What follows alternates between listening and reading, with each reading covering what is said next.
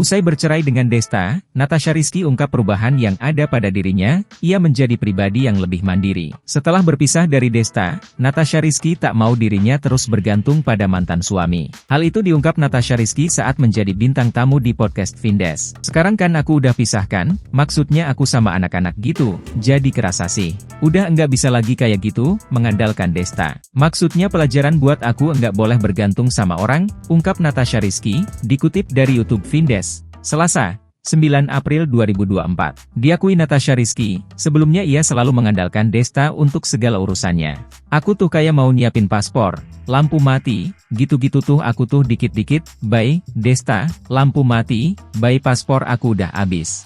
Pokoknya semuanya tuh, bye, jelas Natasha Rizky. Wanita yang akrab disapa Acha tersebut mengaku tetap merasa bersyukur atas kondisinya saat ini. Sekarang akhirnya jadi alhamdulillah, jadi bisa lebih mandiri, imbuhnya. Tak hanya itu, Acha menyebutkan bahwa dirinya banyak mendapat pelajaran dari perpisahannya dengan Desta.